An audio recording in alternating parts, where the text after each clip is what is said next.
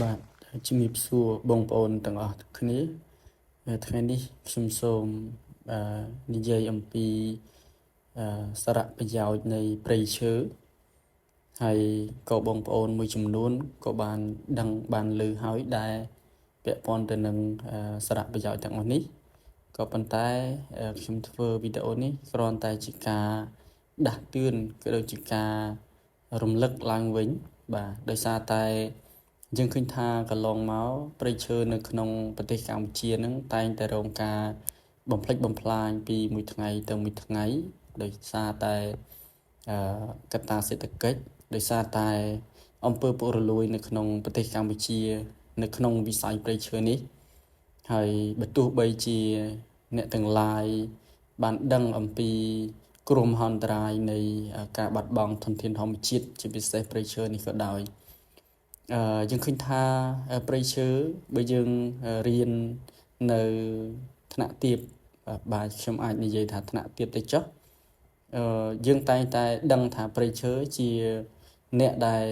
ស្រូបយកនៅសារធាតុពុលឧស្ម័នកាបូនិកហើយបញ្ចេញមកវិញនៅអុកស៊ីហ្សែនសម្រាប់មនុស្សសត្វដកដង្ហើមបាទផ្ដល់នៅខ្យល់អាកាសល្អបរិសុទ្ធជាដើម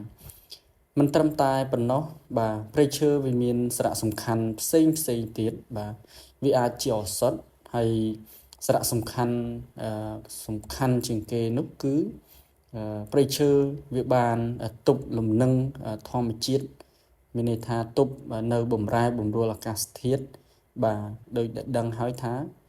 កាលណាមានព្រៃឈើវាអាចជួយទប់នៅខ្យល់កន្ត្រាក់ខ្យល់ព្យុះអីនឹងជាដើមហើយកាលណាដែលបាត់បង់ព្រៃឈើវាធ្វើឲ្យមានគ្រោះទឹកជំនន់គ្រោះរាំងស្ងួតដោយដែលបងប្អូនបានឃើញហើយថ្មីនេះនៅឯខេត្តសៀមរាបបាទ3នេះទើបតែខែ3នេះឡើយទេ2ទៅខ្យល់កន្ត្រាក់ចាប់ផ្ដើមកើតមានឡើងហើយជាអកុសលដែរដែលខ្យល់កន្ត្រាក់បានវាយប្រហារខេត្តសៀមរាបប្រហែលថ្ងៃមុននេះហ្នឹងហើយបានបណ្ដាលឲ្យប្រជាពលរដ្ឋ2នាក់បាទខ្ញុំមិនច្បាស់ទេ2នាក់ឬក៏3នាក់បាទសូមអធិស្ឋានដែររងរបួសហើយនឹងស្លាប់ដោយសារតែរលំសង្កត់ដើមឈើពីលើហ្នឹងបាទនៅខេត្តសៀមរាបហើយនេះជាផ្នែកមួយនៃការបាត់បង់ព្រៃឈើនៅតំបន់ផ្សេងទៀតបាទដូចជានៅព្រៃឡង់នៅព្រៃព្រះរកាយនឹងជាដើមឈើធំនឹងត្រូវបានជនល្មើសនឹងកាប់បំផ្លាញពីមួយថ្ងៃទៅមួយថ្ងៃឥតស្រាកស្រានទេរហូតដល់បច្ចុប្បន្ននេះបាទហើយមិនមែនត្រឹមតែតំបន់2នេះទេតំបន់ផ្សេងទៀតនឹងក៏រងការទន្ទ្រានការកាប់បំផ្លាញដូចគ្នាដែរហើយ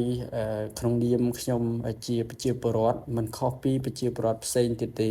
យើងមានការព្រួយបារម្ភខ្លាំងមែនទែនពាក់ព័ន្ធទៅនឹងការ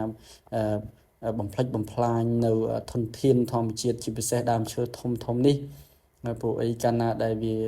ដែលបំផ្លាញព្រៃឈើនេះវានឹងមានផលជះអវិជ្ជមានធ្ងន់ធ្ងរបាទដោយដែលខ្ញុំបានលើកឡើងអំបញ្ញមិញនេះចឹងហើយមិនត្រឹមតែប៉ុណ្ណោះយើងតែងតែធ្លាប់ឆ្លងកាត់មកហើយប្រហែលឆ្នាំនេះ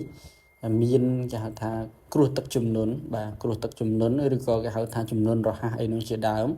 បានបំផ្លិចបំផ្លាញនៅហេដ្ឋារចនាសម្ព័ន្ធផ្លូវថ្នល់អីជាដើមហើយលិចភូមិករផងប្រជាពលរដ្ឋនៅតាមតំបន់មួយចំនួនហើយដោយដែលបងប្អូនបានឃើញហើយនៅភ្នំពេញបើទោះបីជាមិនមានភ្លៀងទេជាពិសេសនៅខណ្ឌដង្កោហ្នឹងក៏មានការជន់លិចដែរហើយការជន់លិចនេះគឺដោយសារអីដោយសារតែកត្តានៃការបំផ្លិចបំផ្លាញធនធានធម្មជាតិការដកហូតធនធានធម្មជាតិនៅផ្នែកខាងលើមានន័យថានៅតំបន់អូរ៉ាល់ខេត្តកំពង់ស្ពឺនោះបាទអញ្ចឹងកាលណាដែល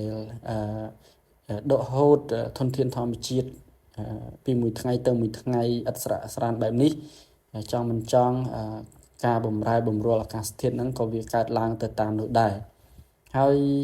យើងឃើញថាបច្ចុប្បន្ននេះបំរែបំរួលអាកាសធាតុគឺសាហាវមែនទែនពីមួយថ្ងៃទៅមួយថ្ងៃពីមួយខែទៅមួយខែបាទហើយវាបានបំផ្លិចបំផ្លាញច្រើនណាស់មិនត្រឹមតែផ្ទះសម្បែងទេសូម្បីតែ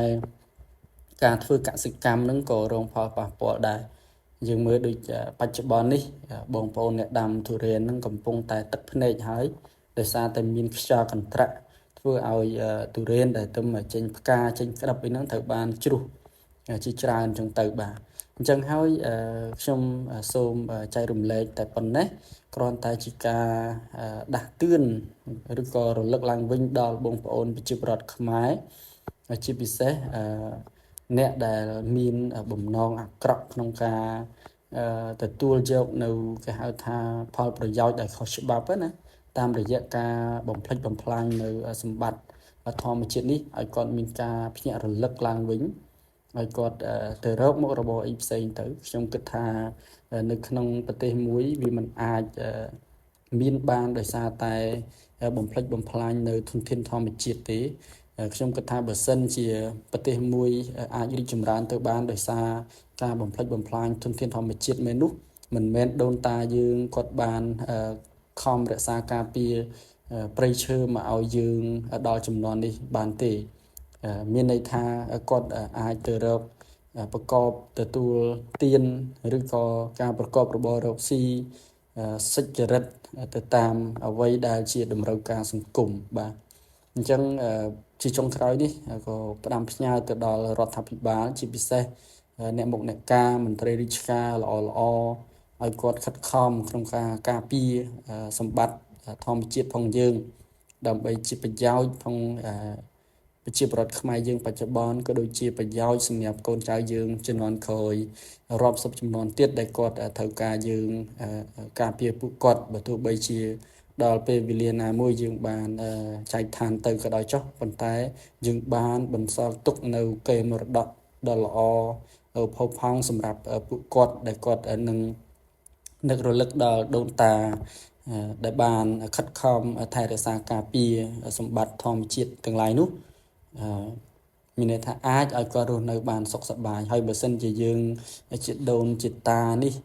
នាំគ្នាបំផ្លាញពីមួយថ្ងៃទៅមួយថ្ងៃចង់មិនចង់ភាពក្តៅក្រហាយនឹងត្រូវបានកើតឡើងទៅលើកូនចៅយើងជំនាន់ក្រោយហើយអញ្ចឹងហើយសូមរក្សាការពារទាំងអស់គ្នាបាទសូមអរគុណប៉ុណ្ណេះបាទសូមជម្រាបលា